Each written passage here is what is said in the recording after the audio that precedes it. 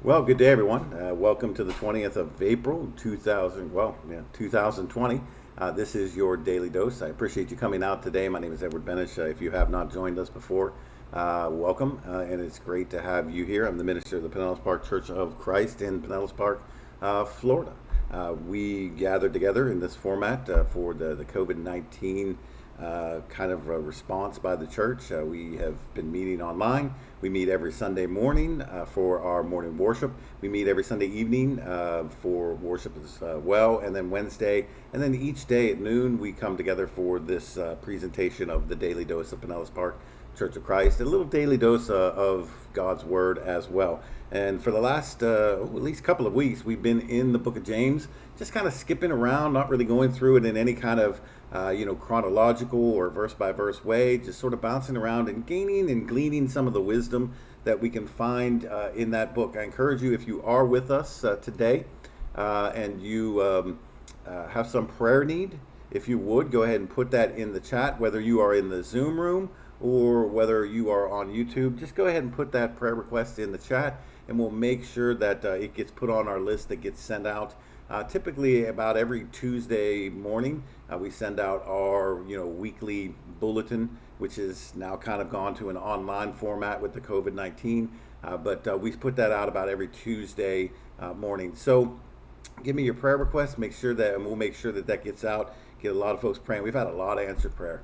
A lot of folks recovering from coronavirus. A lot of folks just being able to persevere in their situations and find some good outcome for them. So continue to pray, continue to give us those prayer requests, and we'll likely we'll put those things out, and then everybody can pray for them. But let's go ahead and bounce back to the book of James. We are going to skip a few verses in chapter 4. We were there for a few days last week. And then we're going to come back to chapter 4 and look at verses 9 through 12. But today I wanted to bounce forward just for a moment on this Monday morning and talk a little bit about verses 13 through 17, because I think there's some really relevant messages in there for us today. And I think a lot of us are probably feeling some of this as we go through the uncertainty of tomorrow, as we consider, what's going to happen in our future. So I want to just talk about it a little bit. So we're going to begin reading verse 13. We're going to go through verse 17. He says, "Come now, you who say, today or tomorrow, we will go into such and such town and spend a year there and trade and make a profit. Yet you do not know what tomorrow will bring. What is your life? For you are a mist that appears before a little time and then vanishes. Instead, you ought to say, if the Lord wills, he will live and do this or that. As it is, you boast in your arrogance. All such boasting is evil. So whoever knows the right thing to do and fails to do it, for him it is sin." Now, a couple of things here. Let me point out the ones that are part of these verses. We'll talk about the first part of that here in just a minute. But notice again, if you've been with us for the last couple of weeks, that James once again brings around some of these practical issues of life, going and buying and selling and all of that, moving to another town and knowing to do good or not to do good. He brings it all back once again to the idea of, are you proud or are you humble? Right? So this is something that we've been seeing throughout the book of James. James really emphasizes the idea that we as God's people need to be a people who are not puffed up, not lifted in our own concern for ourselves, but we need to be putting other people first. We need to be humble in our demeanor, not proud, not arrogant, not self-centered, not self-concerned, right? Even in these times of crisis, we need to be thinking of ways. We need to be looking for ways in which we can serve other people. As a matter of fact, I would dare say that this is an opportune time for us to be able to reach out in various ways. It doesn't have to be some gigantic, let's go buy a feast for 20 people and whatever. But I mean, it can be something small, sending a card, calling people. I mean, a lot of folks are hurting for that nowadays. Just a little bit of human contact and reaching out and showing them that you care, and that you are concerned. And then another thing that James says here that's kind of been implied throughout the book of James is that, the person who knows to do good and does it not, to him it is sin. James, throughout the entirety of the book, has talked about those two types of sins. There are sins that we commit, But then there are things that we omit, and because we omit them, they become sinful. If you know to do good, then there's an obligation for you to act, right? So if we know to do good and we don't do it, that too is a sinful thing. If we look at someone's situation, if we visit the widow and orphan in their time of affliction, as he would talk about all the way back in chapter 1, and yet we don't rise up and do something about that, we see our brother in need, and we don't do something about that, then there's a real big problem. This kind of takes us back to the idea that he mentions, earlier in the book about faith without works is dead, right? If you know to do, that's the faith, right? If you understand to do, that's the faith, and you don't do, that's the works. It is sinful. Your faith has to have legs and get up and walk, right? But the main part of this that I really want us to deal with is found there in verses 13 through 15.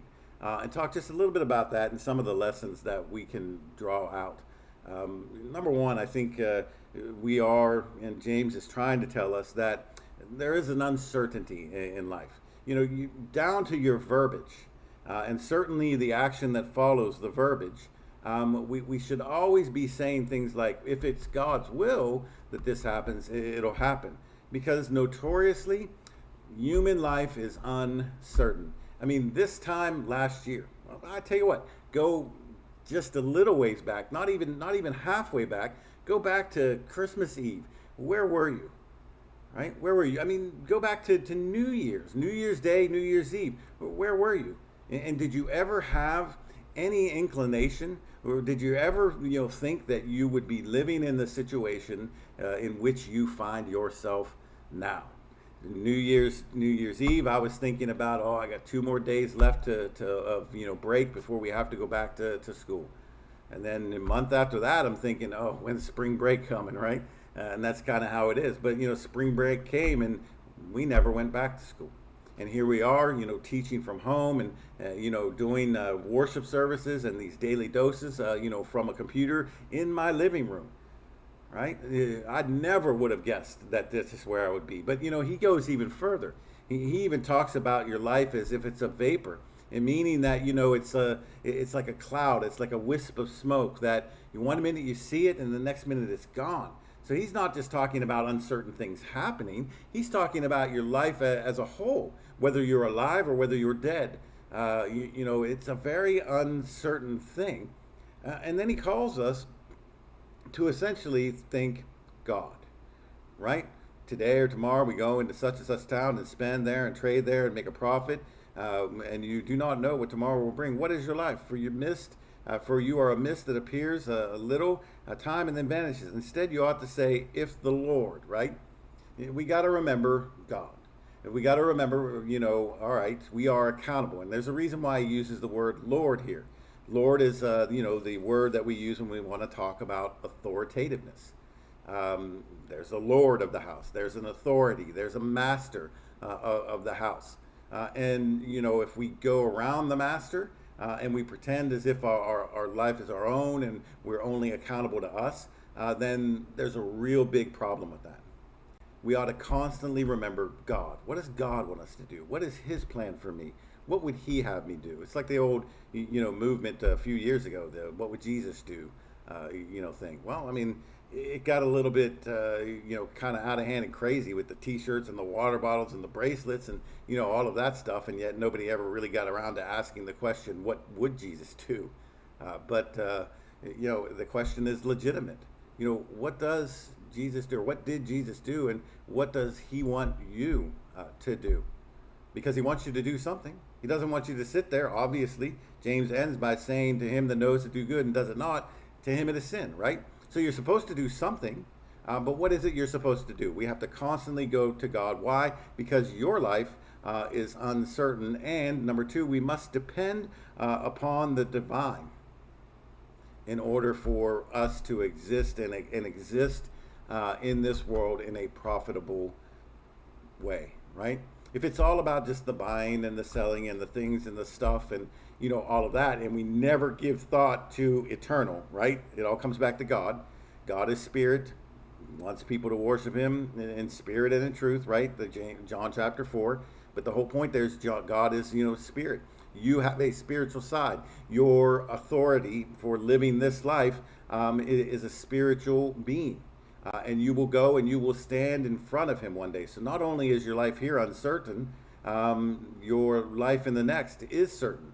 And we have to depend upon, divine authority in order to take us from this life, to the next life in a profitable way. So, the times around you may seem uncertain, but if we fix our mind on God, if we fix our mind on Christ, and we say, let your will be done, and that's what God wants you to do, then does that not ease a lot of the burden that we can sometimes have? I mean, to me, when I can take something that I've worked really, really hard at, and perhaps it's even been frustrating, and someone comes along and says, hey, you know what? Let me take that off your hands. Let me do that rest of that for you. It's a relief. I mean, there have been times when I've had things that were so frustrating that when folks came and they did that, and it doesn't always happen. Sometimes you got to put the nose down and just plow forward. But when that's happened, it's been a great relief. We don't have to have all this stress and worry in this world. That's what Christ would say in John 6. And worry about all of these things that we shouldn't really be concerned with if we're giving it all to God. If we're making him the primary authority in our life, and then taking these things to him and letting him move us with his divine authority, then it relieves from us, this great burden. We don't have to think about, the future. The future is God's. It's not ours. You can't control it. You can reminisce about the past. You can do something in the present, but tomorrow is the unknown, and it is in God's hands. So we've got to depend upon the divine. And the last thing is to bring it back to that idea of pride, to not do those things, to not see our life as uncertain and then turn it all over to God, usually leads us to a place where pride is lifting us up. We rejoice in our boasting, and such boasting is evil. Right? We look at ourselves and we pride ourselves. Oh, look at the job I did. Look at the things that I'm doing. Look at the stuff that I'm accomplishing. And we get puffed up and we forget all about the divine authority. And yet that future's still in his hands. He's still the one that's in control. He's still the one setting the boundaries. He's still the one that you're going to have to stand before in that day of judgment. So I would encourage you, heed the wisdom of James.